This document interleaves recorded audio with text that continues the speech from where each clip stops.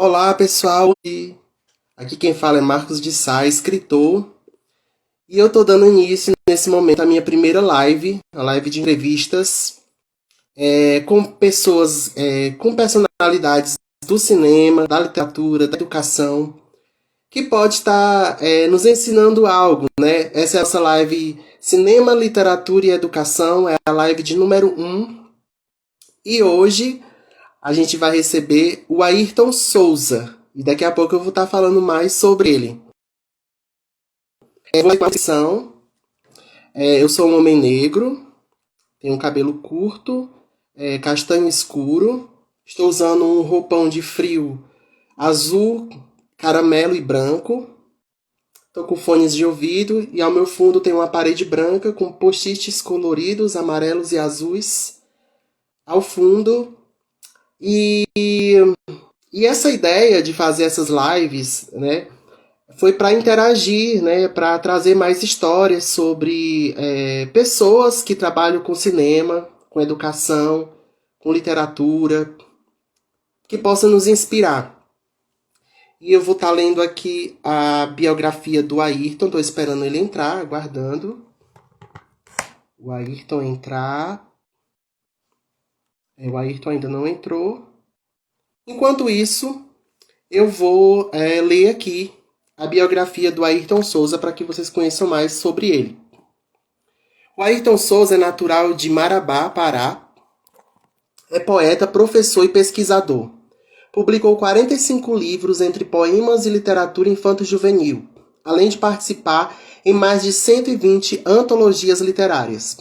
Venceu diversos prêmios literários, entre eles o Prêmio Dalcídio Jurandir de Literatura 2013, o terceiro Prêmio de Literatura da UFES, o Prêmio Vespasiano Ramos, categoria Poesia, da Academia Paraense de Letras de 2017, e o Prêmio Nacional de Literatura da Fundação Cultural do Pará 2017, com o livro O Tumulto das Flores. Os prêmios Ganimedes José e Vicente de Carvalho, ambos pela União Brasileira de Escritores do Rio de Janeiro. O Prêmio Mário Quintana de Literatura, promovido pela Sintra-Junf do Rio Grande do Sul. É mestre em letras pela Universidade Federal do Sul e Sudeste do Pará. Além disso, possui poemas traduzidos para o espanhol, o alemão e o inglês. É ativista cultural, idealizou e coordenou diversos projetos de incentivo à leitura, ao livro e à literatura. Entre os seus projetos estão o Anuário da Poesia Paraense, o projeto Tocaiunas, o Prêmio Amazônia de Literatura e a criação de diversas entidades literárias, entre elas a Academia Marabense de Letras e a Associação de Escritores do Sul e Sudeste Paraense, do qual é o presidente de honra e foi eleito o primeiro presidente. Venceu recentemente o prêmio da cidade de Manaus 2022 com o romance Outono de Carne Estranha. Ele venceu nesse ano de 2023 o prêmio Sesc de Literatura, que é um dos principais prêmios do país. E o Ayrton Souza já entrou aqui. Vamos convidar ele para entrar. Vamos lá. Mandando suas perguntas durante a live, enquanto a gente está conversando. Vamos aguardar aqui o Ayrton entrar. Pronto, deu certo. Tudo bom, Ayrton? Bem, querido. Consegue me ouvir? Sim, estou ouvindo bem. Você está me ouvindo e vendo bem? Estou ouvindo bem. Tá tudo bom. Primeiramente, eu quero agradecer por você ter aceitado o convite. E, assim, para mim é uma alegria muito grande. A gente já conversa há bastante tempo. Eu fiquei muito feliz quando eu vi que você venceu o Prêmio Sesc de 2023, desse ano. Eu acho que você já era para ter ganho antes, né? Você tem uma trajetória tão, assim, tão extensa, né? Eu fiquei impressionado. 45 livros, a gente vai já falar sobre isso. 120 antologias literárias. Eu fiquei assim, nossa, eu fiquei me sentindo assim, eu sou o quê, sabe? Diante dessa biografia.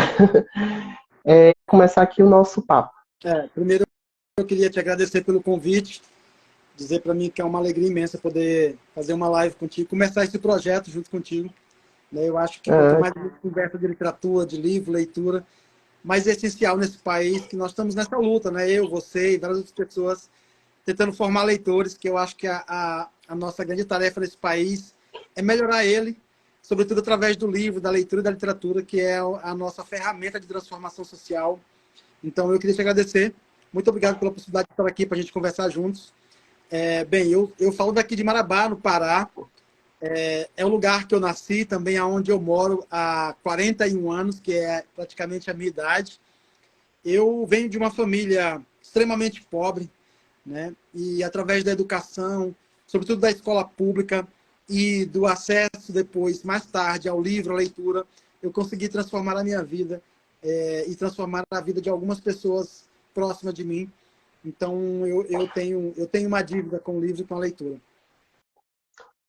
Muito bom. E como é que tá aí em Marabá? Tá quente? Tá frio? Nós estamos aqui numa dificuldade, porque é uma região muito quente já por natureza, né? Uma região que a gente já sofre muito com o calor e nesses últimos anos, principalmente nesse ano, a temperatura tem aumentado bastante. Aqui eu tô no frio. Eu sou um cearense, tô aqui em Nós São estamos Paulo no frio. aqui a mais de 40 graus a sensação, então aqui está uma sensação muito ruim. As pessoas já estão começando a interagir aqui. Tem muita gente aí nos acompanhando, Boa bacana. noite. Ayrton é demais. E a gente vai conhecer mais um pouco sobre ele nessa noite. Ayrton, eu queria começar o nosso papo. Assim, eu vou fazer tipo reverso. Uma pergunta que geralmente as pessoas fazem no final. Já vou começar com essa pergunta. Eu queria saber o que é que você tem feito atualmente. Assim, se você tem algum plano, se você está escrevendo um novo livro, que eu acredito que sim, né? Então você me conta assim, o que é que você está fazendo atualmente, quais são os seus planos, como é que está a tua vida atualmente assim, artística, com seus trabalhos literários e outros trabalhos que você faz. Certo. Primeiro, eu queria dar uma boa noite para as pessoas que estão nos assistindo. Tem várias pessoas aqui que são meus amigos, minhas amigas, que acompanham meu trabalho já há bastante tempo. É um prazer ter vocês aqui. Muito obrigado. Bem, eu estou, nesse momento, cursando um doutorado, né, em Comunicação, Cultura e Amazônia na UFPA, que é a maior Amazônia da Amazônia, é a maior universidade da Amazônia. E eu faço lá um doutorado num programa muito bonito, que é o PPG-Com, da UFPA. E eu estou, nesse momento, escrevendo a minha tese de doutorado, né? Hoje mesmo já consegui avançar bastante nela. Essa semana eu consegui escrever bastante coisas já, que é para a gente finalizar alguns capítulos para avançar já para a defesa mesmo, né? Então, estou me preparando para a defesa, mas ainda faltando algumas páginas para produzir. E também estou, nesse momento, retomando um projeto que eu comecei há muito tempo, que é um livro de poemas dedicado ao meu pai, e eu retomei esse projeto. Comecei a escrever esses 2 dias também 2 poemas desse livro, que já tem já um formato, uma quantidade de poemas X. E estou escrevendo também alguns livros ligados para a infância, né, uns 2 livros ligados para a infância. Mas, basicamente, a minha dedicação nesse momento está sendo tanto nessa tese, né, na tese de doutorado, quanto na preparação final do romance que venceu o Prêmio Sesc. Porque nós estamos finalizando o arquivo para impressão, junto à editora Record. E aí, eu estou nessa correria. Além disso, agora tenho 2 empregos, né? Eu já trabalhava no município de Itupiranga, na condição de professor efetivo lá, e eu fui recentemente convocado para a Prefeitura de Marabá, que é onde eu moro, também na condição de professor, e vou assumir agora mais uma sala de aula, mais um emprego, mais uma função. Então, vou ter que me desdobrar ainda muito mais, tanto na minha relação profissional, quanto na minha vida de escrita mesmo ligada à literatura. Mas eu estou produzindo algumas coisas, sim. Eu comecei também a escrever um romance, né? Mas ainda é uma coisa que eu estou só começando, que é um romance que vai ter a ver com o massacre de Dourados Calajás, que é um episódio que aconteceu aqui na nossa região que nós moramos, que resultou na morte de mais ou menos 21 trabalhadores rurais sem terra que foram assassinados pela Polícia Militar do Estado do Pará. Muito forte. Um pouco. Então quer dizer que a sua vida assim tá uma correria, né? Só o doutorado, né? Já imagino que tá assim uma correria grande. E assim, Ayrton, eu queria começar também perguntando para você 3 livros que te marcaram, assim, a sua trajetória. Eu sei que é uma pergunta muito difícil, porque deve ter muitos, né, no seu repertório, mas assim, 3 livros que vêm na sua memória que te marcaram, e se você quiser falar por quê. Tá. Primeiro, eu acho que a poesia do Drummond foi um divisor de água na minha vida, assim, em relação à compreensão de mundo, né? A compreensão do sentimento do mundo, que é aquilo que Drummond fala, o sentimento do mundo, né? E todo o seu estudo sobre o tempo presente, como ele diz, o tempo presente é a minha matéria. Eu acho que a poesia do Drummond foi o primeiro grande susto que eu tive com a literatura, né?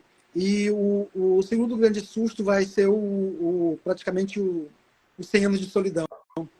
Eu acho que a obra inteira do Gabriel Garcia Marques me toca muito, mas o 100 anos de solidão é um livro que me inspirou muitas coisas, né?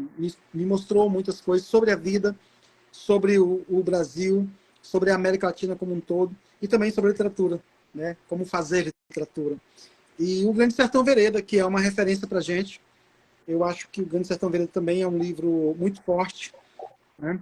E esses livros ele me construíram, não só esse, claro, né? Mas eu tenho lido muito a literatura que está sendo produzida nesse momento, muitos poetas, inclusive tem um poeta que está aqui com a gente, que é o Delcio Brauna, que eu acho assim, o Décio, se ele está aí ainda, né? Como também é um homem que faz muitas coisas, faz pesquisa, escreve, eu acho o Décio Brauna um dos grandes poetas brasileiros que precisa ser reconhecido. E é uma poesia que me inspira muito, a poesia do Décio. Então, eu tenho lido muito essa literatura que vem sendo produzida também nesse momento, que é uma literatura de potência, né? Mas lá na minha construção de leitor, que também é uma construção tardia, eu parti basicamente dessas referências que eu te falei, do Drummond, né, do Gabriel Garcia Marques e do Guimarães Rosa. Mas depois eu fui entrando em outras veredas e fui me encantando por literatura também feita por mulheres. E tenho lidado essas literaturas, né?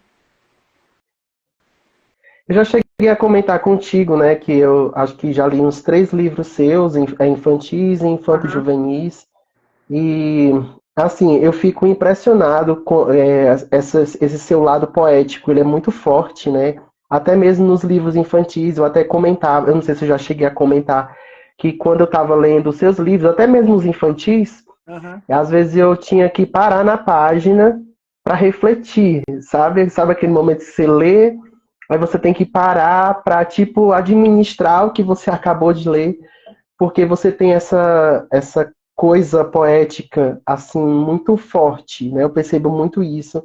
E eu sempre elogiei muito, assim, eu quero ler outras coisas, e eu sempre falei com outras pessoas sobre o seu trabalho, com a Ana Cláudia, né, que você até já fez live com ela. Eu Gente sempre boa. comentava, eu sempre comentava com ela, né, assim, nossa, o Ayrton é demais, é impressionante, porque quando a gente, por exemplo, se eu fosse escrever 45 livros, assim, eu não sei em que tempo você escreveu, né, assim, mas eu acho que eu não daria conta, sabe? Porque é muita história. Porque, assim, para construir um livro, eu estou mais ou menos uns 3 anos fazendo um livro, um romance. E eu faço, desfaço, e eu fico assim, impressionado com a pessoa que consegue escrever tanto em questão de quantidade, como questão de qualidade, como você, né? E eu queria saber de você, assim, da sua infância, assim, como foi a sua relação com o livro, se você foi incentivado, ou se você descobriu sozinho, não teve incentivo. Como foi essa relação assim de você se entender uma criança, não sei se foi na infância, se foi na adolescência, mas em que momento assim o livro entrou na tua vida? É, o livro ele vai entrar muito tarde na minha vida, né? A condição de leitor, a minha compreensão de importância do livro, ela vai entrar muito tarde mesmo, já quase os 30 anos de idade, mas eu não tive condições. A minha infância foi muito precária. Como eu te disse no começo, eu venho da extrema pobreza, né? A minha família não compreendia, o meu pai é analfabeto, a minha mãe é analfabeta, eles não compreendiam a importância do livro, né? Eles entendiam de longe a importância da escola, mas eles nunca compreenderam a importância da leitura do livro, o quanto isso seria um objeto que libertaria a gente, né, de algumas amarras da vida. E aí eu sou um leitor tardio, eu comecei a ler basicamente e compreender que o livro é importante com quase 30 anos de idade. Então a minha infância foi uma infância precária, uma infância ligada ao trabalho, que é uma infância de muitos meninos brasileiros e muitas meninas. Desde cedo eu trabalhei muito, né? Eu tinha que vender coisa na rua, vender picolé, vender água. Depois eu fui trabalhar numa feira, ajudando a montar barracas para as pessoas venderem seus produtos aos sábados, domingos. Além disso, eu bancava o jogo do bicho com minha mãe. Minha mãe bancou quase 20 anos o jogo do bicho. E aí eu tive essa infância que foi muito ligada ao trabalho, muito sem compreender a importância da escola, porque os meus pais eram analfabetos. E aí eles me incentivavam a estudar, mas nem eles entendiam a importância daquilo. E infelizmente eu só vou compreender isso muito tarde. E na condição de professor, hoje eu tento, de algum modo, fazer com que os meus alunos compreendam isso o mais rápido possível. Né? Agora mesmo, na sexta-feira, eu conversei muito com os meus alunos. Eu digo, olha, vocês precisam entender que mais importante do que estudar, claro que estudar é importante, é ler. Né? Vocês precisam ler. Eu preciso ver vocês com livro na escola, caminhando com livro nas ruas e lendo, porque isso vai transformar a vida de vocês.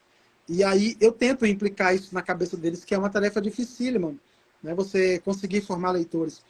Mas eu só tento implicar isso porque eu sei que quanto mais cedo os meus alunos, as minhas alunas compreender que ler é importante, que ter livro em casa é importante, eles vão ter a vida transformada cada vez mais rápido. Não vão demorar tanto quanto eu, não vão sofrer tanto quanto eu sofri. Né? Então, por isso que eu venho de uma relação muito cruel com a pobreza. E isso, claro, que isso me fortaleceu também como sujeito, né? Como ser humano. Isso me mostrou que mesmo diante de todas as coisas que eu conquistei até aqui, diante de todas as coisas que eu consigo conquistar, eu preciso manter o pé no chão também, né? Para nunca esquecer do lugar que eu venho, que é esse lugar da pobreza, Uhum. esse lugar difícil de viver, num país que as pessoas são quase majoritariamente pobres, né? Uhum. E assim, aí qual foi o fio, tipo assim, que aos 30 anos, no caso, né? Que tipo você. Qual foi esse momento que você tinha, que surgiu essa necessidade, essa vontade de ler, e com essa vontade de escrever? Tipo assim, eu preciso publicar. Como foi esse momento assim que você decidiu publicar? É uma história interessante porque, basicamente, o escritor parece que nasceu primeiro do que o leitor. Né? Porque eu comecei a escrever muito jovem, sem entender a importância da leitura, e eu também comecei a publicar muito cedo. Né? Eu comecei a publicar no ano de 2000, quando eu tinha 18 anos de idade. Então, já comecei a publicar vários poemas de jornais, vários textos em revistas, mas eu ainda não compreendia o quão era importante eu ler. Né? Eu achava que eu tinha nascido escritor, e aí eu não compreendia que eu tinha que passar por uma formação, e essa formação basicamente era leitora. Né? Então, Uhum. por isso que a minha obra, essa obra de 47 livros e vários poemas publicados em antologias, ela é um percurso de aprendizado. É um percurso que eu fui aprendendo a lidar, e aí cada vez mais conseguindo fazer aquilo que Drummond fala, né? Que é preciso a gente penetrar profundamente no reino das palavras. E aí só esse mergulho profundo é que nos vai, aos poucos, nos mostrando como é que é os caminhos de lidar com a linguagem. E aí eu basicamente comecei a escrever e a publicar sem ser leitor. Né? E é isso que eu estou dizendo. Mas o bom disso é porque eu fui aprendendo. E hoje eu posso olhar para trás, para aquilo que eu publiquei, para aqueles poemas que foram publicados em jornais, revistas e também em livros depois, e olhar que foi um percurso de aprendizado. Um percurso de aprendizado que foi lentamente avançando, está lentamente avançando para aquilo que eu, de fato, desejo como um escritor, né? Como uma pessoa que escreve. E é isso. Então, no caso, você começou a escrever como um exercício, né? Você não tinha essa compreensão assim de mercado literário. Eu sou um escritor profissional. Você foi escrevendo e foi jogando tipo na internet ou já publicou mesmo versão impressa? Na verdade, eu fui escrevendo, né? Motivado, não sei exatamente por quê, porque não há uma explicação para quem escreve, não há uma explicação assim, lógica para a gente que escreve. Por que você Uhum. escreve? Se a gente fosse fazer uma dissertação, uma tese sobre isso, daria um trabalho gigantesco, porque é muitas coisas nos move para a escrita, nos leva para a escrita. Mas eu comecei a escrever, né, muito baseado nas minhas relações com o cotidiano, com a vida. E aí eu comecei a publicar impresso essas publicações em jornais e revistas. Aí no ano de 2009 é que eu vou publicar o primeiro livro, que é um livreto de mais ou menos 35 unidades, grampeado, né? E a partir daí eu começo a publicar livros mesmo, em 2010, e vou seguindo. Né? Mas eu marco a minha trajetória com a literatura desde o momento que eu comecei a publicar nos jornais, que foi no ano de 2000. Então, em 2000, eu publico o primeiro poema no jornal, e a partir dali eu olho para aquele poema e digo, é isso que eu vou fazer. Né? Se eu enviei o poema para o jornal, e o poema foi aceito por editorial para ser publicado, então disse, é isso que eu vou fazer, eu vou escrever. Né? E aí eu assumi essa identidade também de escritor, e comecei a publicar poemas no jornal, textos em jornais, e depois eu fui publicar um livro em 2009, e de lá para cá foram muitas publicações, né, como você já viu. Teve anos que eu publiquei 5, 6, 7 livros, e as coisas foram acontecendo lentamente, mas assim, ou rapidamente, né? A gente pode dizer que foi muito rápido, porque no país que nós estamos, nessas lógicas que nós vivemos, é muito difícil ter um escritor que publicou 40 livros, 45 livros, né? Então, as coisas aconteceram muito rápido. Exatamente. A Gileuza Reis está comentando aqui que você tem um dom muito lindo, parabéns. E existe essa Obrigado. linha, né, entre o momento que você escreve, eu não sei se você teve esse conflito, né, de se assumir escritor, né, de você dizer para as pessoas ao redor, porque, tipo, você era o cara que estava trabalhando ali, ajudando sua mãe, sobrevivendo com outras coisas, e de repente você chega para as pessoas e fala que você é escritor. Você teve, assim, essa dificuldade de chegar para as pessoas e se intitular escritor, assim, não se intitular, né? Se assumir, porque você já era um escritor, porque é como você falou, a gente já é algo antes de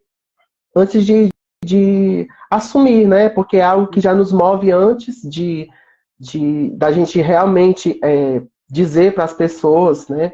Então, assim, você teve essa desculpa, essa dificuldade de se assumir escritor? Muita, né? Eu venho de uma geração um pouco emblemática, né? Dos anos 80, dos anos 90, e eu tive muita dificuldade de assumir, porque ainda se tinha, na década de 90, essa visão do poeta na condição de um ser romântico, né, por exemplo, que era um ser romântico. Quando você falava em poesia, as pessoas já ligavam ao amor. Então, eu tive muita dificuldade de assumir a minha condição de escritor. Na verdade, eu assumi isso muito recentemente. Né? Inclusive, até nas escolas que eu dava aula, eu nunca disse abertamente aos meus alunos que eu era escritor. E eu sempre tive essa dificuldade de fazer essa relação. E aprendi isso também com uma poeta chamada Wanda Monteiro, que ela dizia para ela me dizia assim, é preciso que as pessoas digam que você é aquilo, né? Sobretudo na condição de escritor, de escritora, porque as pessoas precisam reconhecer que você é isso. E aí, por isso que também eu tive essa dificuldade. Naturalmente, eu já tinha essa dificuldade porque era um homem muito tímido. Né? Sempre fui um homem muito retraído, muito tímido. E aí eu nunca falei, nunca falava, mesmo dentro da minha casa. E depois eu fui me acostumando com as pessoas me reconhecendo. Né? Isso é poeta.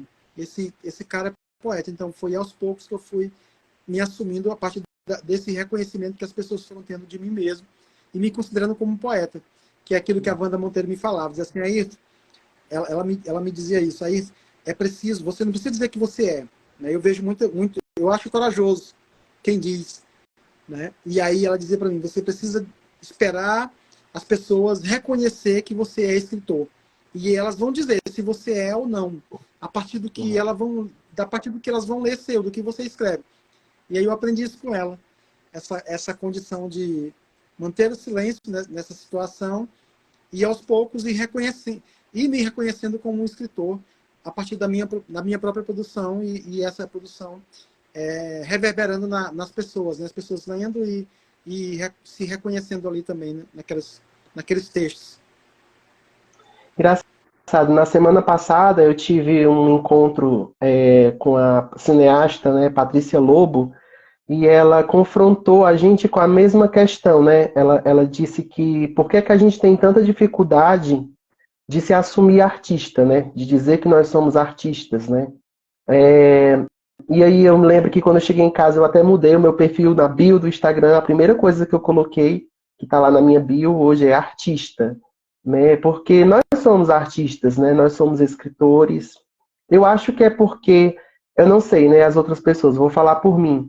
A gente vive numa sociedade muito que compara, né? E eu acho que a comparação muitas vezes ela é destrutiva, né? Porque eu acho que todos nós precisamos, nós temos e precisamos ter referências, né? Tudo que a gente faz, a gente sempre tem uma pessoa ali como referência e, e às vezes a gente se anula, porque a gente não quer, tem medo de assumir muitas vezes esse lugar de referência, né? Esse lugar de, eu sou escritor, eu sou artista, porque a gente pensa assim, não, quem é escritor é o fulano, né? É o Uhum. Guimarães Rosa, é o Machado de Assis. Então a gente entra nessa comparação que, inclusive, muitas pessoas, sempre quando eu vejo entrevista com pessoas que escrevem e também outras artes, sempre tem muito essa coisa da autossabotagem, né? Da pessoa se comparar com um livro e achar, né, que, sei lá, que não tá legal, que não tá bom, por causa desse lance da comparação, né? E eu acho que isso é um desafio, a gente romper essa questão da comparação, e é como você disse, né? Deixar que as pessoas, os espectadores, os leitores, as leitoras, que eles e elas, que eles digam, né? É interessante que eu tinha muito essa questão de não me assumir também, e quando eu fui recebendo os primeiros feedbacks dos livros, parece que foi ali, é como se eu estivesse precisando daquela aceitação, sabe? Para as pessoas chegam, que eu acho que você deve receber muito, né? Esse feedback das pessoas se sentirem impactadas com o seu livro. Inclusive, por falar nisso, eu vou abrir para você falar sobre isso, né? Sobre essa questão dos leitores, das leitoras, né? Como é essa relação com os livros, feedbacks que você recebe, se isso te fortalece, enfim. Na verdade, eu tenho recebido pouco feedback dos meus livros. Assim, pouquíssimos, né? Parece estranho, mas é verdade. E às vezes aí eu fico curioso para saber o que as pessoas pensam. Eu estou vendo você dizer, né, do impacto que você Uhum, teve com os livros infantis e juvenis que você leu. Mas eu não tenho esse feedback. E eu, às vezes, queria receber mais, né? Queria ouvir mais as pessoas sobre isso. uhum, Então, hoje eu discuto muito pouca coisa sobre o que eu escrevi, sobre o que eu escrevo. E toda vez que eu vendo algum livro meu, que eu, de algum modo, que esse livro alcance a pessoa e eu vou pessoalmente e converso com ela, digo, depois você me diz o que, que achou, porque eu tenho curiosidade mesmo, eu tenho muita curiosidade de saber o que, que as pessoas acham do que eu escrevo. Eu recebo pouco esse feedback, pouquíssimo. Provavelmente ele vai aumentar com um romance, né? Com um romance lá do uhum. Prêmio Sesc. Assim espero eu, que esse romance possa incomodar de algum modo as pessoas e possam me dar esse feedback, porque eu tenho tido pouco. Inclusive de algumas pessoas que eu esperava, né? Ouvir alguma coisa, tipo literatura infantil, literatura para infância que eu escrevo. Aí tem alguns colegas que trabalham com contação de história. E aí eu sei que eles leram o livro, eu esperava pelo menos um feedback deles, assim, olha aí o livro assim, assim, mas nem isso. Então eu recebo muito pouco feedback, eu escuto muito pouco sobre as coisas que eu escrevo. A Wagner que está dizendo que está aguardando aquele seu poema. Acho que é Wagner, né? Aguardando aquele seu poema. E a Edileuza Reis, lá da Bahia, um abraço, Edileuza. Ela está perguntando assim, como incentivar o filho dela. Ela disse que ele escreve muito bem, mas não sabe como incentivar. Você tem alguma dica? Eu acho, Alguma primeiro, orientação? pedir desculpa para a Wagner que eu vou mandar o poema, que ela me pediu um poema que eu li lá na Figueira Chá para ela ler e trabalhar com os alunos dela. Mas numa correria, eu resolvendo aqui minha vida em relação ao concurso que eu fui convocado, e aí eu não tive tempo de fazer esse envio, de procurar e fazer o envio. Né? E aí sobre a questão do incentivo, né?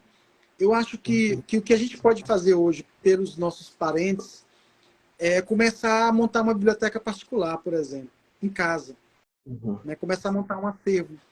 E ainda mais para um menino que já desperta para a escrita, para a literatura, eu acho que quanto mais a mãe, o pai, né, os parentes derem acesso a ele, ao livro, para ele se tornar um leitor, eu acho que vai fortalecer muito ele na condição de escritor mais tarde. Então, se eu pudesse dar uma dica, eu diria justamente nesse sentido, de ela começar a comprar livros, né? Ver a idade dele e comprar livros que tem a ver com a idade, né? Por enquanto, e lendo junto com ele, comentando. Eu acho que isso fortalece ele na condição de, mais tarde, ele se tornar um escritor, né? Um escritor consistente, um escritor que tenha coragem de si mesmo. Porque na minha condição, por exemplo, que virei um leitor tardio, isso me prejudicou muito, né? Me prejudicou muito na minha relação com a escrita, com a palavra. Então, se eu tivesse a oportunidade de ter um pai, uma mãe que tivesse comprado livros para mim, eu teria ido mais longe do que eu já fui, né? Então, mas mesmo assim, eu ainda sou grato pelo lugar que eu consegui chegar. Você disse que é professor, né? Você é professor de quê? Eu sou professor de história, né? Eu trabalho com a disciplina de história por Hum. conta da minha formação de história. E também trabalho com uma disciplina que é exclusivamente da nossa região, que é de estudos amazônicos. É uma disciplina para discutir a Amazônia Hum. como um todo, né? E nós temos essa disciplina em todas o ensino fundamental 2, que é do sexto ao nono ano, e eu trabalho muito com essa disciplina para a gente discutir não só os problemas que a Amazônia tem, mas a gente discute muitas coisas boas também que a Amazônia tem, como as artes, né? Como a literatura, a música, a dança, o teatro. Então, a gente discute isso nas minhas aulas com os meus alunos. E assim, esse seu trabalho como professor, é o seu trabalho, vamos dizer assim, deixa eu tentar fazer a pergunta melhor. Assim, as pessoas têm muito essa questão quando vão escrever se dá para viver de livros, né? Então, assim, você acha que você viveria só de livros ou você precisa ter um trabalho complementar, no caso? Você tem dois trabalhos, né? Isso. Porque tem gente que, quando a gente fala que é escritor, a pessoa pergunta assim, mas tu trabalha com o quê, né?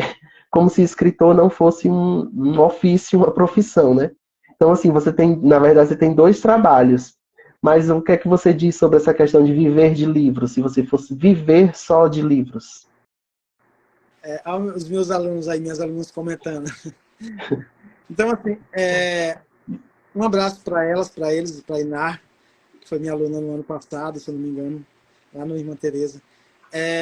Se eu fosse viver de livro, eu não viveria, né? Eu não consigo viver de livro por conta Se de muitos manter, fatores, né? Mas né? não me mantenho, eu nem conto com isso. O dinheiro que eu gasto com livros, principalmente fazendo os meus livros de maneira independente, eles são mais do que eu consigo pegar de volta com as vendas, né, por exemplo. Então, eu não conto com isso. Muitas pessoas Uhum.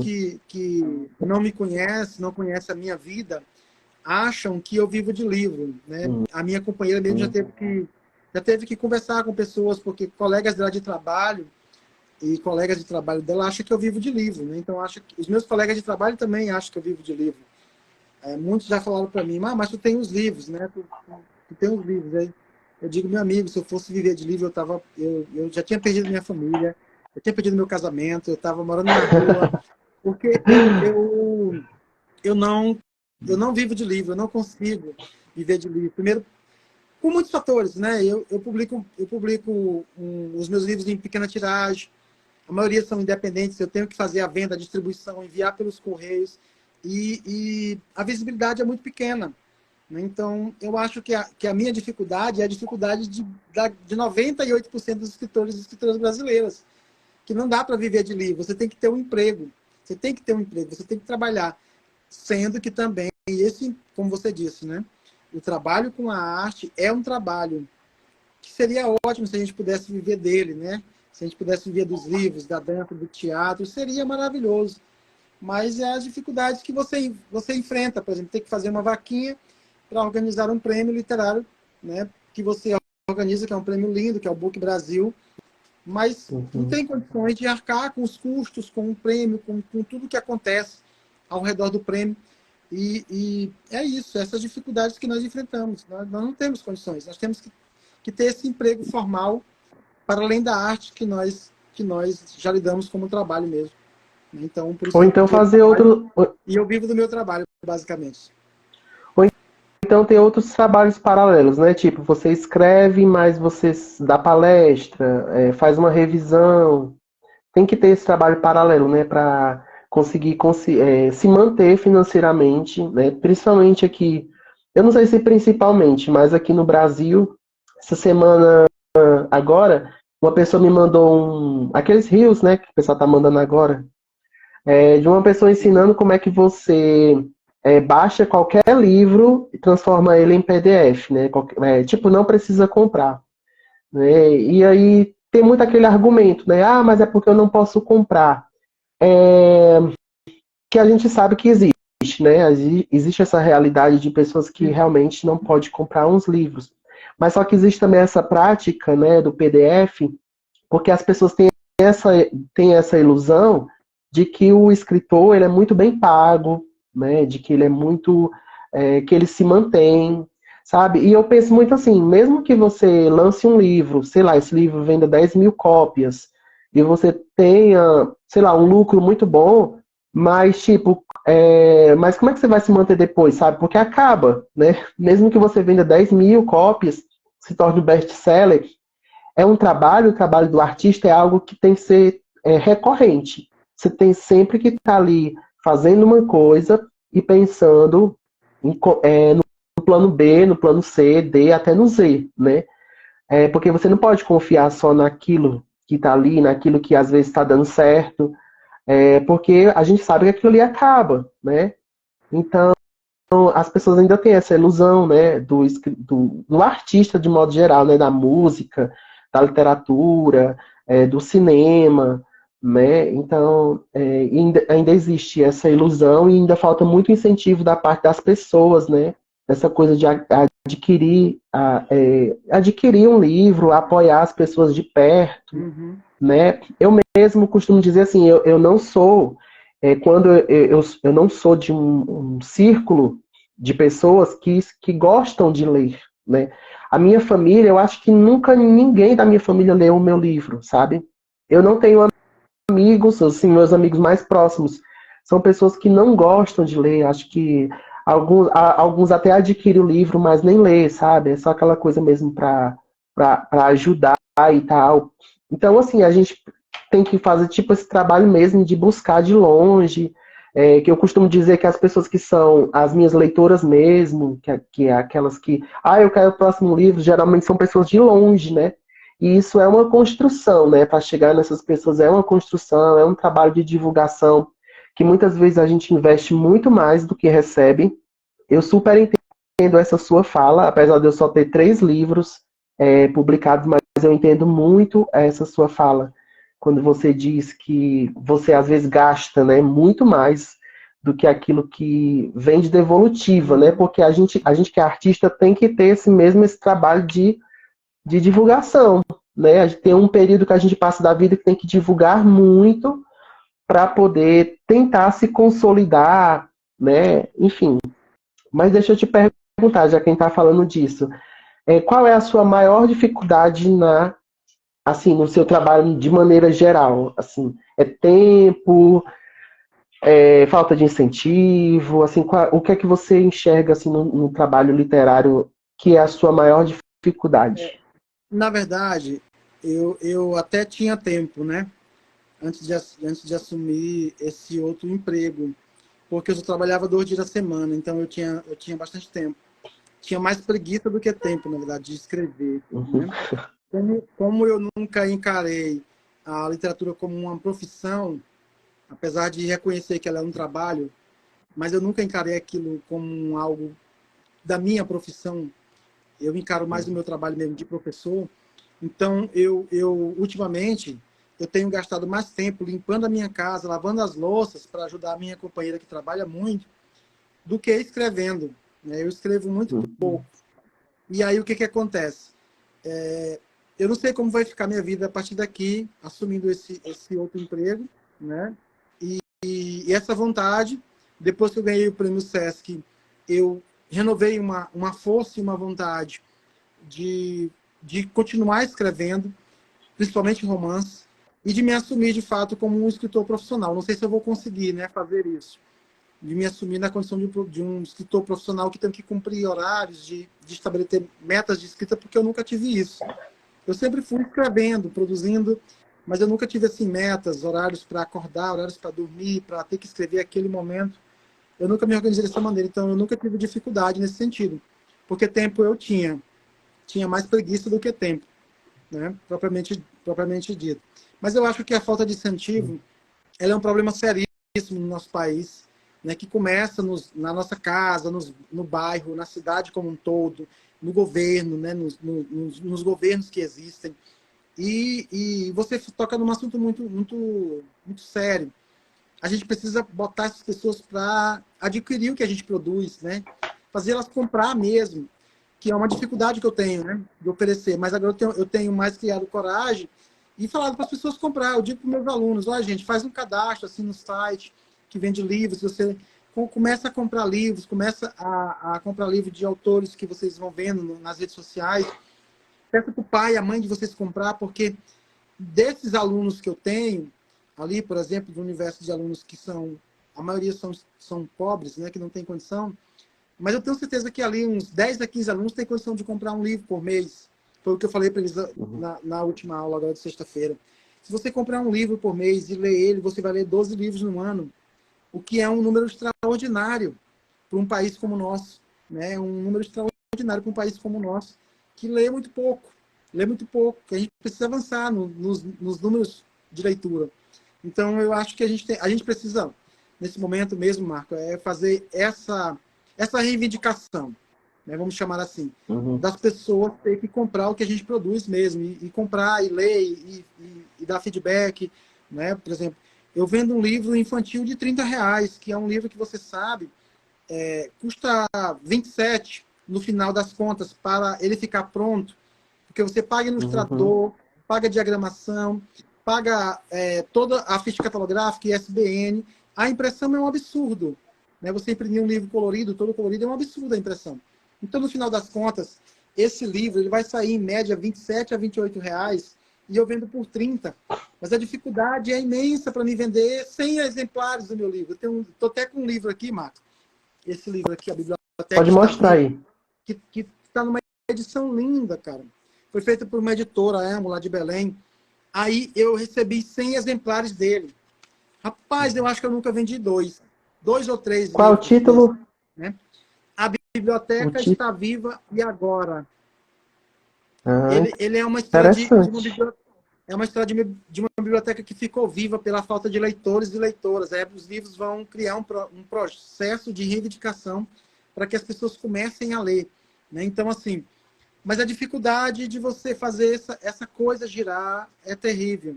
Então, eu acho que a gente precisa mesmo começar a falar para as pessoas comprarem, né? Abertamente. Eu tenho muita vergonha disso. Eu falo aqui, nós estamos aqui ao vivo, isso vai ficar gravado, mas eu tenho muita vergonha. Eu sou meio tímido para isso. Eu também tenho essa dificuldade. Eu costumo dizer que eu não sou uma pessoa persuasiva, né? Eu acho que eu nunca pedi para uma pessoa comprar um livro meu, assim, diretamente. Eu sempre peço nas minhas redes sociais, faço a propaganda, faço vídeo, mas nunca cheguei mesmo assim para uma pessoa e dizer assim, compra meu livro, sabe, falando diretamente para a pessoa.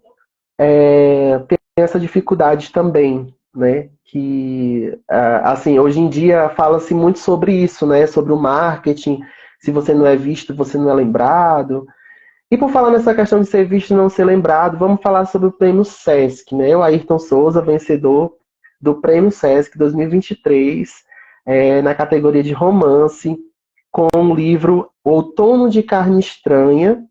E, para quem não sabe, o Prêmio Sesc de Literatura é um dos prêmios principais, vamos dizer assim, se tem três, o Prêmio Sesc é um deles, é um dos principais do país, né, muito concorrido. Inclusive tem toda aquela questão lá do pseudônimo, né, quando a gente se inscreve, já me inscrevi uma vez, as pessoas não sabem realmente quem é que está escrevendo. Eu já tive aula com uma das pessoas que já foi curadora do SESC, ela falou que realmente não dá para saber quem está escrevendo, né? E então, assim, vencer um SESC é porque a pessoa escreve muito, né? Então, assim, eu queria que você falasse um pouco é, sobre esse livro, queria que você contasse assim, um pouco sobre o Outono de Carne Estranha, o que é que ele fala, o que foi que te levou a se inscrever e como foi receber a notícia, né? Eu vou começar pela notícia, né, que é o mais emblemático para mim. Eu estava em casa, como eu te falei, eu trabalhava muito pouco, né, ficava uns 3 dias em casa. Eu estava em casa quando eu recebi a ligação do Diogo, que trabalha no SESC, eu acho que do Rio de Janeiro, se não me engano. E aí ele me ligou, ele havia mandado uma mensagem no WhatsApp que queria falar comigo porque tinha um projeto de leitura para que eu pudesse atuar nesse projeto de leitura. E eu já estava respondendo que eu tinha interesse, né, de ajudar. Quando o telefone tocou, eu estava com o celular na mão e já escrevendo a mensagem. Quando o telefone tocou, eu atendi. Aí ele perguntou: é o Ayrton? Eu falei: é o Ayrton. Ele falou: Ayrton, eu quero falar contigo rapidamente. Pode falar, meu amigo. Aqui é o Diogo, eu sou do SESC e eu quero dizer para você que você venceu o prêmio SESC. Aí eu não acreditei nela. Eu digo: não, é brincadeira. Eu digo: só pode ser brincadeira. Eu digo: não, cara, deve ser brincadeira. E aí ele falou: você é o autor do livro Outono de Carne Estranha? Eu falei: aí eu caí na real que de fato era verdade, porque poucas pessoas sabiam da existência desse livro. Porque Então, como é é que ele ia inédito, saber? né? Como é que ele ia saber? Eu havia comentado com poucas pessoas sobre o livro mesmo, né? E aí eu falei: de fato, então é verdade. E a notícia foi assim, para mim, foi nesse dia eu não dormi, né? Obviamente eu não dormi, fiquei Eu assim. imagino. E como a gente recebeu uma ligação antes do resultado ser divulgado, o resultado foi divulgado uma semana depois. E eu fiquei essa semana inteira apreensivo, porque eu ainda achava que não era verdade. Ainda achava que não era verdade. Enquanto eu não vi a publicação do resultado nos jornais, por exemplo, no Estadão, né? E em vários outros Uhum. jornais, vários outros sites, e também naquele flyzinho que o próprio SESC faz, eu não acreditava. Eu ainda fiquei com o pé atrás. Eu digo: não é possível. Eu ficava pensando sozinho em casa, eu ficava às vezes sorrindo só. Eu digo: cara, como é que pode, né? Um livro como aquele. E aí eu ficava nesse sentimento. Quando o resultado foi divulgado, de fato, uma semana depois, um pouquinho mais que uma semana, foi que eu, de fato, caiu a ficha. Eu digo: então foi eu mesmo. Está aqui minha foto, está aqui meu nome, está aqui o nome do meu livro. Aí começou os trâmites de edição, né, do livro junto à Record. Rapidamente chegou o contrato para eu assinar e o diálogo para começar a edição. O que acontece é que o meu livro, O Outono de Carne Estranha, ele é uma narrativa muito louca. Primeiro porque ele é um livro corajoso, né, no sentido de que a gente está num país que as últimas eleições mostrou que é um país extremamente preconceituoso, racista, homofóbico, né? E você escrever um livro como esse, que trata de uma relação homoafetiva diretamente, dois homens fazendo relações sexuais diretamente, transcrita num papel, mostrando como é aquilo, é de uma coragem muito, muito grande, né? Num país Uhum. conservador como o nosso, porque as eleições mostraram isso, né? De um país que tem uma Uhum. grande parte da população que é conservadora e é homofóbica. Então, o meu livro, O Outono de Carne Estranha, ele é um livro que se passa no garimpo de Serra Pelada, na região que eu moro, e é um livro que trata basicamente de uma relação entre dois garimpeiros, uma relação homoafetiva entre dois garimpeiros, mas também denuncia, ao mesmo tempo, o processo de intervenção que aconteceu na região, ligado à ditadura militar no Brasil, e também o processo de dominação mesmo, de exploração das riquezas, né, o processo de intervenção do Estado, a partir daquele discurso de integração nacional. Então, é um livro que vai discutir um pouco da história que a própria história excluiu, que a história de Serra Uhum. Pelada é basicamente uma história excluída da história oficial, né, que não tem nos livros didáticos, as outras regiões do Uhum. país não estudam isso, e aí o romance vai trazer um pouco desse debate. Claro que isso é um pouco, é ficcional, não dá conta da realidade, mas eu vou te confessar uma coisa, muita coisa que está ali partiu da realidade. Muita coisa foi de escuta de garimpeiros que tiveram no garimpo de Serra Pelada, e eu ouvi muito eles, né, muitas histórias escabrosas deles, e eu transpus aquilo para um romance. Então, de torturas que aconteceram no garimpo, né, das proibições que aconteceram no garimpo, até a presença de homossexual, por exemplo, era um tipo de proibição num garimpo que tinha 100 mil homens trabalhando, né? Então, eu acho que é um romance corajoso.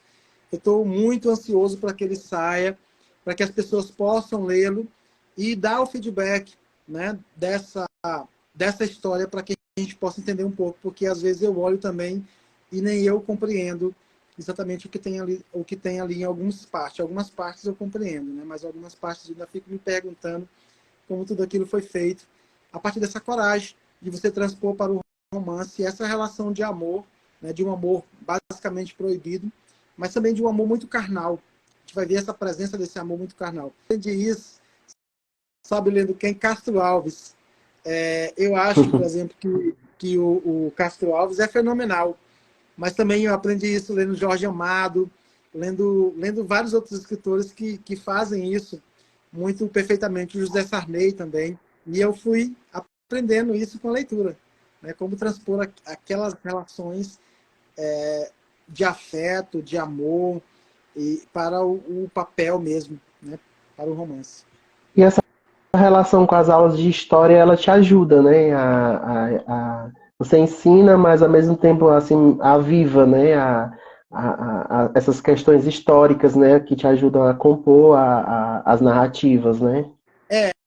A minha formação em história, eu fiz um trabalho de pesquisa sobre o garimpo, né? O meu TCC é sobre o garimpo de Serra Pelada, então isso me favoreceu muito.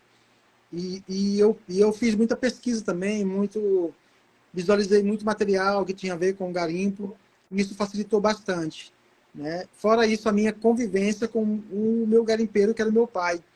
Essa convivência com Uhum. o meu pai também me ajudou muito a pensar esse romance, que era uma história que eu tinha como se fosse uma dívida para escrever, uma história que tivesse a ver com o garimpo de Serra Pelada, por conta dessa relação com meu pai. O tema da nossa live de hoje é sobre prêmios literários, né? Aí eu queria saber, assim, se você considera importante o prêmio literário, porque a gente tem muito aquela coisa, né? As pessoas às vezes questionam assim, se não tiver um prêmio literário, não, é tipo aquela relação, assim, você precisa vencer um prêmio literário para você ter mais respaldo, vamos dizer assim. Você acredita nisso, que essa questão do prêmio literário, ela te dá mais respaldo, em questão, assim, de nome mesmo, né? Nós sabemos que uma pessoa que vence um Sesc, que vence um Jabuti, é claro que ela tem um certo destaque, né? Porque se ela se destaca nesses prêmios, é porque a obra dela foi muito bem avaliada, né? Então isso é indiscutível. Mas o que é que você diz assim de uma pessoa que escreve, que você também tem outros prêmios, né? Não só o Sesc, você também já ganhou outros, já participou de outros prêmios literários. Mas assim, o que é que você acha dessa relação do prêmio? Você acha que ela muda a sua relação, como a sociedade te vê como escritor? Olha, eu acho que o prêmio ele é uma coisa muito relativa, né? Quando você diz, a pessoa venceu um prêmio com o Sesc, é porque ele escreve muito bem, né? Eu sempre olho como um processo muito relativo, porque depende de muitos fatores, né? Muitos fatores vão levar para que a pessoa vença o prêmio. E o prêmio Book, que você idealizou e coordena e faz o prêmio acontecer, mostra muito bem isso, né? Mostra muito bem isso, que isso é muito relativo, porque nós já conversamos sobre isso, né? Nós já conversamos sobre essa Uhum. relatividade de um prêmio.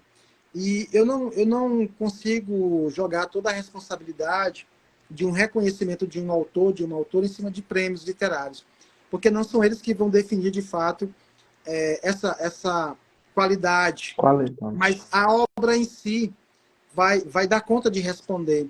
Independente se ela ganhou um prêmio ou não, ela vai dar conta de responder pelo que ela pode representar no meio social, cultural, identitário, político no país. Né? Eu faço a opção de participar de prêmios literários, primeiro para que eu possa ser lido. Né? Um exemplo é, se eu não tivesse me inscrito no Prêmio Book Brasil em algumas edições, você provavelmente não teria me lido. Né? Você provavelmente não teria lido os meus livros.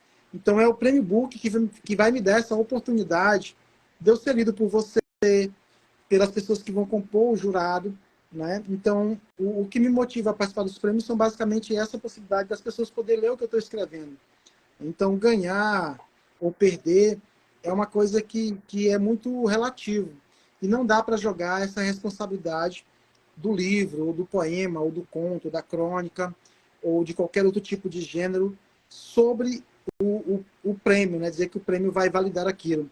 Nós temos histórias de prêmios literários que autores de renome participaram e não ganharam, ou ficaram em terceiro lugar, e o autor que ficou em primeiro nunca mais nem se falou sobre ele. Né? Então, acontece muito isso. Por isso que eu sempre vou pensar nos prêmios literários como essa possibilidade de ser lido, e sempre que eu estiver entre os vencedores, eu vou pensar que aquilo foi muito relativo. Aquilo dependeu de muitos fatores. Não é que eu seja o melhor autor que está ali. Não é que eu seja o melhor escritor, o melhor poeta, o melhor contista que ganhou o prêmio em primeiro lugar, aquilo representa o melhor. Não. Aquilo foi uma série de fatores, de questões que me levou a figurar ali entre os vencedores. E que não tem uma explicação muito lógica. Por quê? Porque a leitura de jurado ela é muito subjetiva. Né? Então, para você entender a subjetividade de um sujeito, é muito complexo. É impossível, vamos dizer assim. Então, não dá para a gente responsabilizar os prêmios sobre a obra e a obra sobre o prêmio. Basicamente, não dá. E algumas pessoas aqui mandaram algumas mensagens, eu não consegui acompanhar, eu peço desculpas por não ficar lendo, mas eu vou tentar ler aqui algumas coisas. A Dileuza colocou: vivemos em um país escravista. Deixa eu ver o que mais aqui nos comentários. Tô tentando rolar aqui a tela e não tá dando certo ainda. Gente, faz muito tempo que eu não faço live. Tô retomando agora porque eu mudei um pouco o ambiente, né? Eu morava numa casa onde eu não conseguia fazer live. Era muito barulho externo. Mas eu sempre tive vontade para interagir, né, com pessoas, né, das artes em geral. E a Raíssa também comentou aqui, a Rebeca disse que você vai ser muito honrado ainda. A Raíssa também falou que nós temos que incentivar a cultura. A Dudu e mandou um abraço. Quero mandar um abraço para vocês que participaram. Desculpa se eu não li aqui algum comentário. Acho que não está aparecendo mais nenhum. E eu queria finalizar com algumas palavras. Eu coloquei aqui aquele jogo das palavras, né? Eu falo uma palavra e você fala o que vier na sua cabeça, certo? Tudo bem. A, a primeira palavra é educação. Eu acho de extrema importância, né, para a gente. É claro que a gente precisa avançar muito ainda, principalmente nas políticas públicas que abrangem a escola pública, mas eu acho de extrema importância a educação na nossa vida. Cinema. Eu gosto de cinema, sobretudo cinema brasileiro, né, e faço questão de assistir os filmes brasileiros quando eles são lançados, no cinema mesmo, que já faz essa roda girar da produção, do incentivo. Né. Inspiração. Eu sou do tipo meio João Cabral, né, que acredita muito pouco na inspiração e acredita muito mais no trabalho. E aí eu sou muito esse escritor que acho que existe, né, um momento de inspiração, que você é tocado por alguma coisa, mas eu acredito muito no trabalho, muito que a inspiração, como diz o próprio Cabral, ela faz com que a gente produza mais coisas. Brasil. Eu acho o nosso país um país que tem avançado muito nos debates da diversidade, da pluralidade, da diferença, do respeito. mas que precisa avançar ainda mais, né? Sobretudo, a gente precisa endurecer as leis para penalizar as pessoas que cometem crimes, seja crime contra as mulheres, os povos originários, os homens, as mulheres pretas, os homossexuais. E eu acho que a gente precisa disso para melhorar mais esse país. Sonho.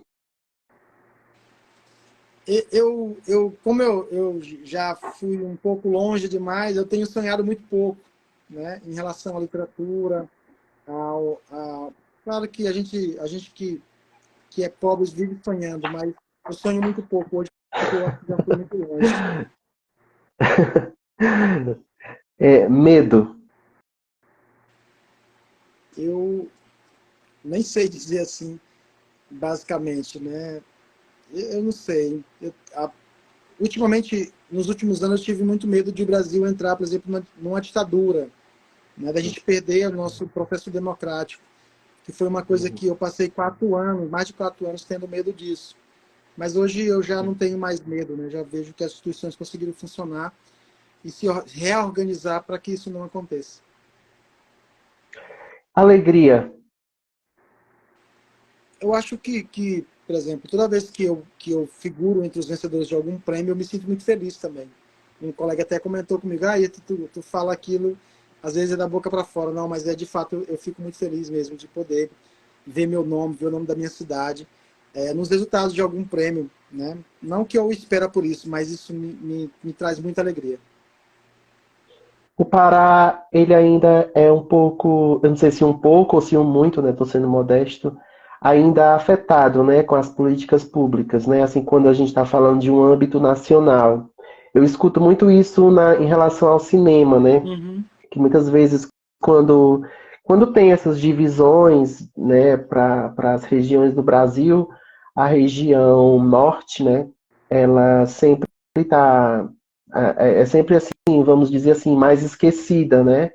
E Uhum. tem até alguns processos que exigem, como se fosse uma cota, né, que na verdade não era nem para acontecer. É Uhum. uma cota como se fosse assim, vamos dar uma cota para o norte, sei lá, porque o pessoal está reclamando, mas não é uma reclamação, né? É uma reivindicação, né, por igualdade, né? Eu acho que, eu não sei, quem vive aí deve ter outra sensação, mas eu acho que na literatura também é assim, né? Não tem jeito, né? A gente percebe, por exemplo, que ainda sobre os prêmios, né? A gente percebe que grande parte dos prêmios, o Jabuti, por exemplo, né? É um exemplo disso.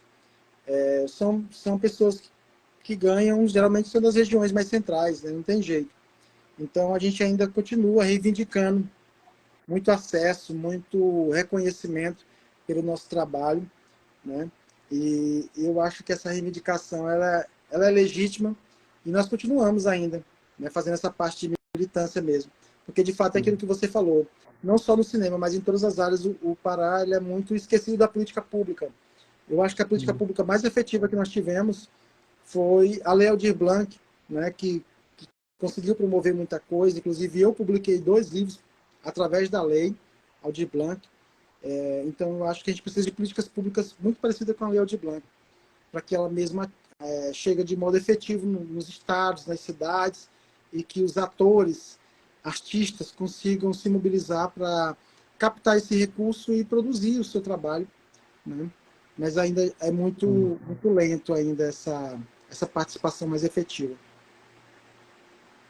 A Isa Reis Gomes, ela fez uma pergunta. Ela disse assim: Ayrton, parabéns pelas suas conquistas. Como você vê o diálogo entre o texto verbal e a ilustração nos livros infantis? Eu acho, assim, de extrema importância esse diálogo, né?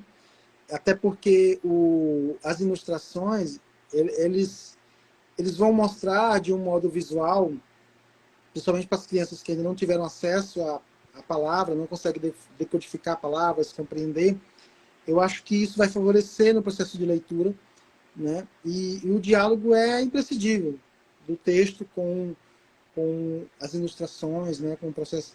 E hoje a gente já compreende os próprios ilustradores como um autor também do livro, né? Não só como um coautor, mas como um autor propriamente dos livros. Inclusive, os livros infantis já estão abolindo aquela ideia de colocar na capa ilustrações, o nome do ilustrador, da ilustradora, né? Mas já colocar como coautor mesmo, o nome do autor do texto e o nome do ilustrador, tudo junto, como se os dois tivessem produzido aquilo juntos, que na verdade é esse diálogo de extrema importância que existe na literatura para a infância. Uhum. E nós vamos seguir para a nossa reta final. Eu acho que a gente não tem mais perguntas, né? Estava tentando olhar aqui se tinha mais alguma pergunta. Acredito que não. E assim, eu queria mais uma vez agradecer a sua participação, pelo seu tempo. Eu sei que você tirou esse tempo aí da sua dissertação, né, que você está fazendo.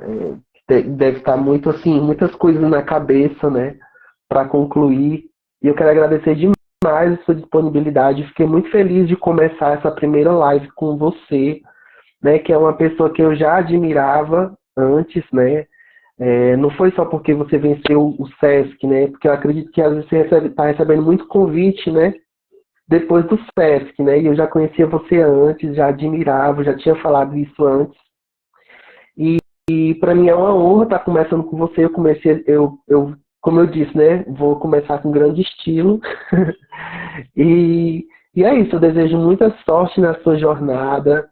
Nós queremos ver em breve o Outono de Carne Estranha aí nas grandes mídias, né, que as portas se abram, né, para que você possa participar. Não sei se você vai participar da Bienal É, agora em não, da setembro. Bienal não, eu vou só para a Flip por enquanto, está confirmado.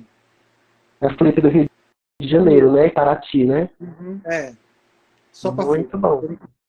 É em novembro, Isso, né, se eu não me é em engano. novembro. É em novembro.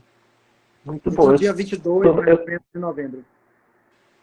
Eu tô aqui pertinho, mas não sei se vai ser possível ir. Mas se der certo, eu vou lá lhe prestigiar. Vai lá, para a gente E lhe se conhecer abraçar e pessoalmente. É verdade. Sim. E eu queria que você fizesse as considerações finais para a gente se despedir. Tá bom, eu queria agradecer você pelo convite. Para mim também foi uma alegria, uma honra muito imensa. Eu respeito muito o seu trabalho, a sua militância em torno do livro, da leitura, da literatura, que eu acho que é a coisa que nos move. E muito obrigado pela oportunidade. Dizer que eu estou à disposição para a gente continuar militando em torno do livro, da leitura. Agradecer as pessoas que nos assistiram, mandaram perguntas e ficaram aqui com a gente, outros que entraram e saíram.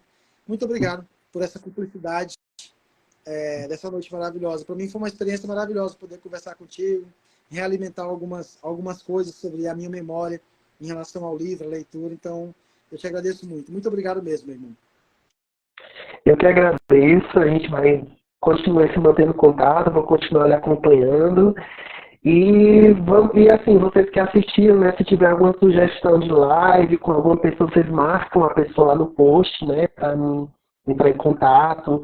Pessoas que estão ligadas às artes em geral, a cinema, a literatura, a educação, para a gente continuar, né, com essa interação, né, e se fortalecer como artista no Brasil. Também quero agradecer a todos e todas que participaram, que estão presentes até agora também. Uma boa noite, Ailton, boa noite a todos e todas vocês. Boa noite.